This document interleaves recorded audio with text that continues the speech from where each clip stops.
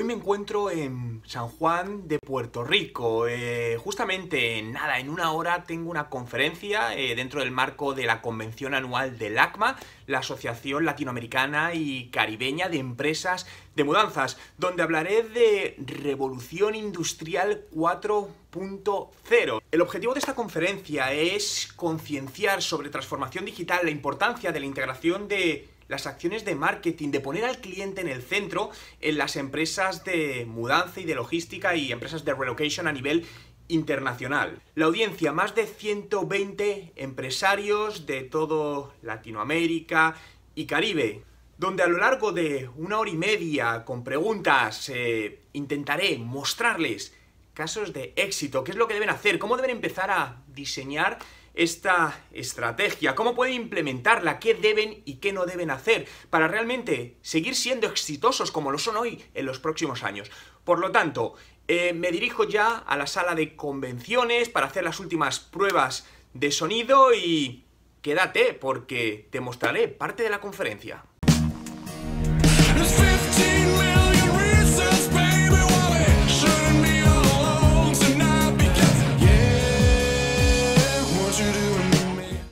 Mi objetivo aquí, hoy, en los próximos minutos, es ayudaros a poner mi granito de arena para que vuestras empresas sigan siendo exitosas hoy y en los próximos años. Porque al final, entiendo que estéis conmigo que pensamos en las empresas como algo sostenible en el tiempo, que sigan funcionando en los próximos 5, 10, 15, 20, 40 años y encima en una curva creciente, ¿no? Y en digital, sabéis que es un código binario, 0 o 1. Hay dos opciones, no hay más. A los negocios es exactamente lo mismo. Vais a tener dos opciones, disrupt or be disrupted. ¿Cuál queréis? Y no vais a tener una tercera opción. ¿Qué queréis que pase con vuestro negocio? ¿Queréis disrumpir o ser disrumpidos? Está claro. Pero el disrumpir, que es lo que queremos, no sucede solo. Y mucho cuidado, que cuando digo ser disrumpido no quiere decir que la empresa desaparezca, ni mucho menos. Pero sí quiere decir que empiezas a perder cuota de mercado o que las cosas no van tan bien como te iban en el pasado. Por lo tanto, de una u otra manera, estás siendo disrumpido, como está pasando a muchísimas empresas, muchísimos negocios, porque están cambiando modelos de negocio. Y tenemos que, en un proceso de transformación digital, una de las claves es diversificar modelos de negocio en sitios donde nunca te imaginaste. De hecho, desde aquí os invito a hacer una reflexión, que es algo que nos pasa en todos los sectores, ¿no? Tendemos a mirar qué hace gente de nuestro sector para copiarlo. Mi recomendación es que no miréis a vuestro sector, mirar a sectores que no tienen nada que ver con vosotros. Las mejores ideas siempre vienen de sectores externos.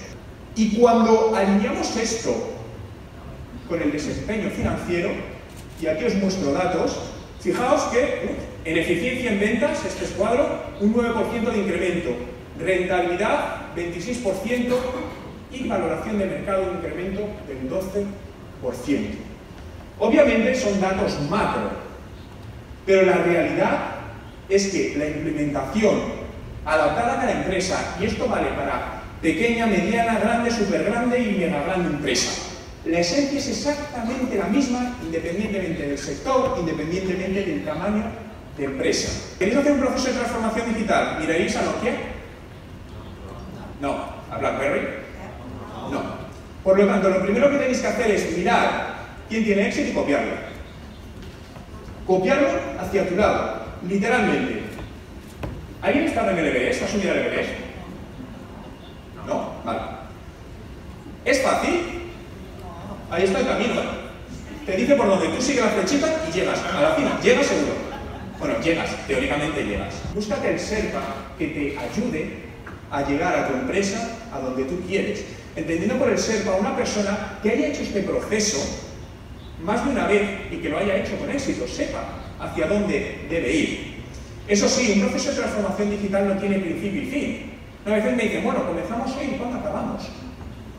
Esto no se acaba, al final esto es una constante, lo podemos llamar como queráis, como adaptación del negocio al mercado, pero esto es algo que irá cambiando constantemente porque todo sigue en una constante cambio. Pero os preguntaba antes lo de Facebook, ¿no?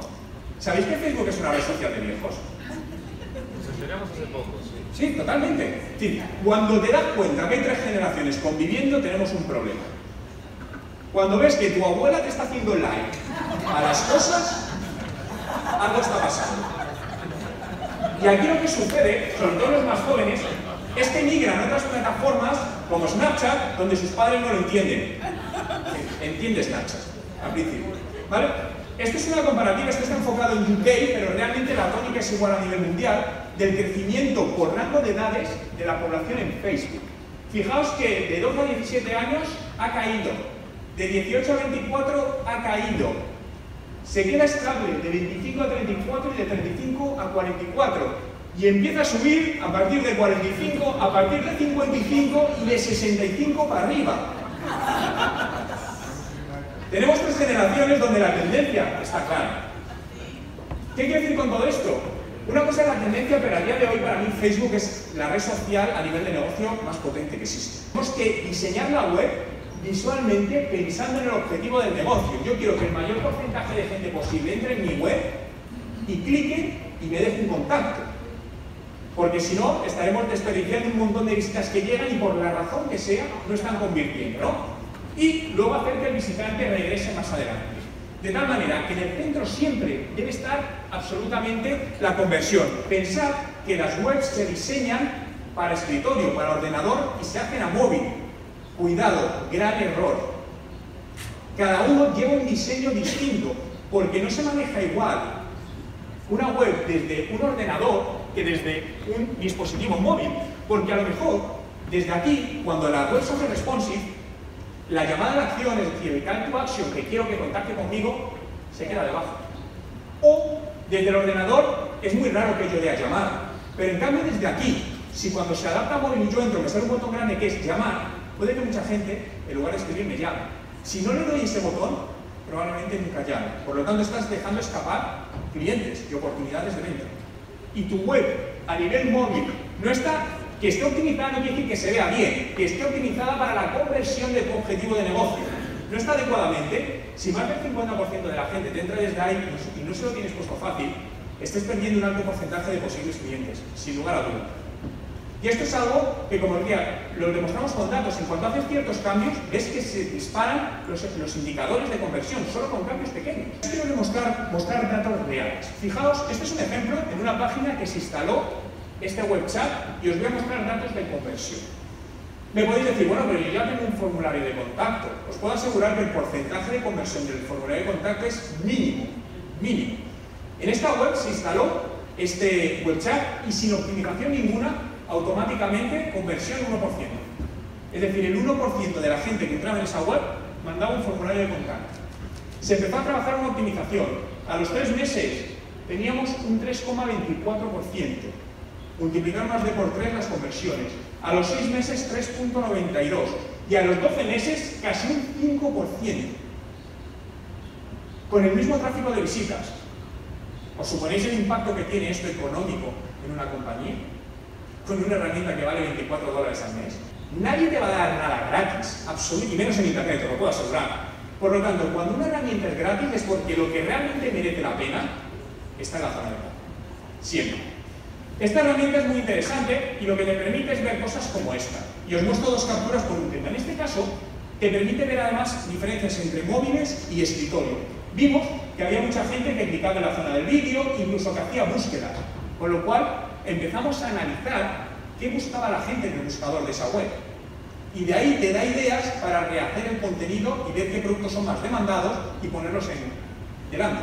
Imaginaos que al final la gente busca mudanzas internacionales express y tú no lo tienes destacado en la home, pero ves que mucha gente le está buscando eso, le está dando las pistas para saber qué tienes que poner delante, para mejorar las conversiones. Y luego, en el caso del móvil, aquí veis un ejemplo. Fijaos que esto es desde la captura desde un teléfono celular y aquí esta línea que es donde la parte que el usuario ve sin hacer scroll down. Fijaos dónde se van todos los clics, al menú, a la pestañita de menú. Error, el call to action, fijaos, quedaba por debajo de la línea. Por lo tanto, las conversiones caían.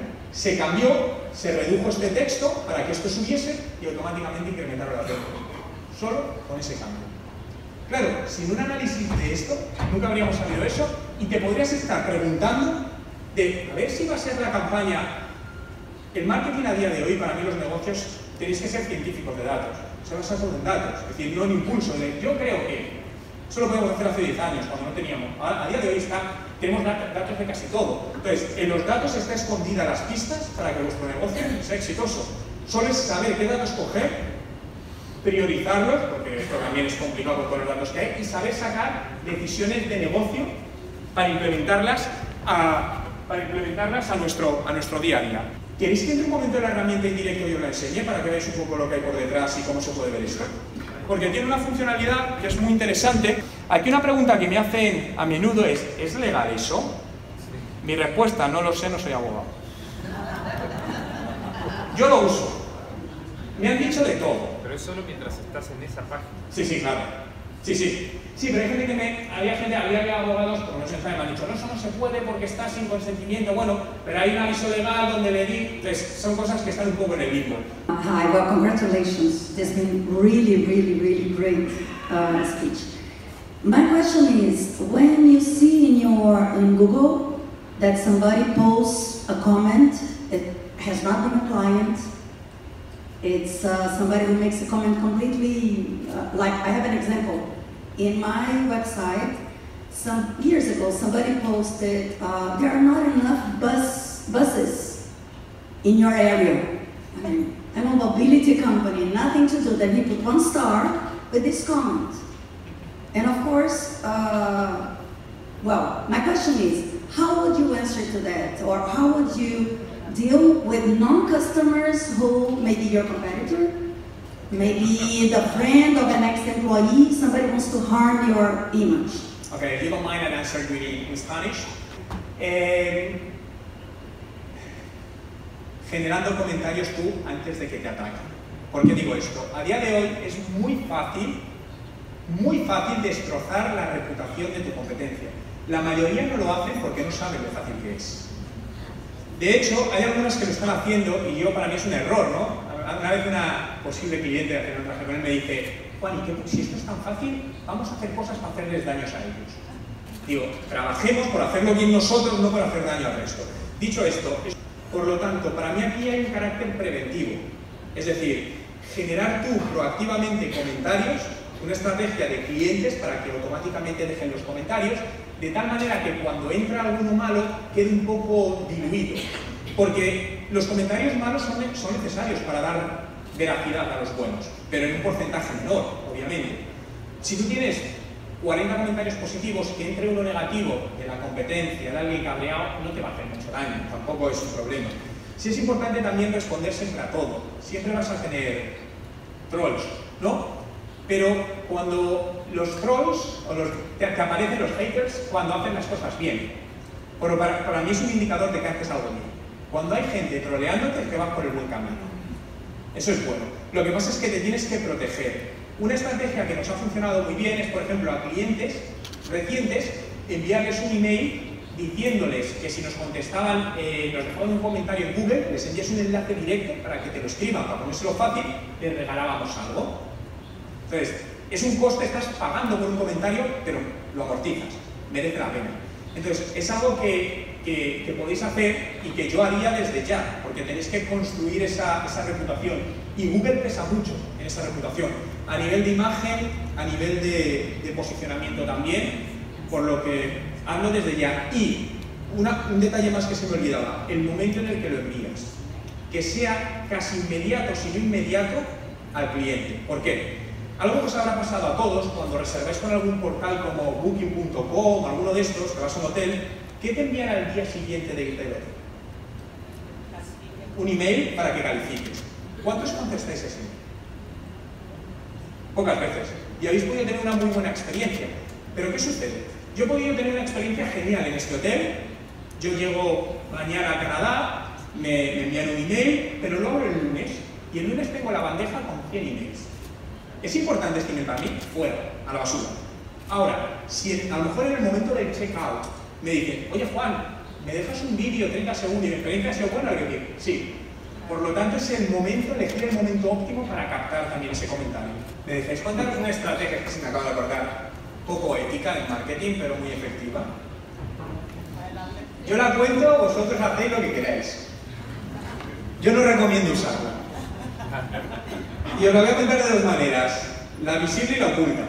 Detrás de esa página ponemos unos códigos que lo que nos permiten es colocar una cookie a ese usuario y hacerle remarketing luego por otros canales impactantes. Para que nadie se sepa quién está detrás. Ahora, no debéis hacerlo. Tomamos nota. Más preguntas. Like the bass on my trunk, I'm a little nasty, I ain't even got a front. Look you from your head down, down to your butt. I'm like Tyson, booty.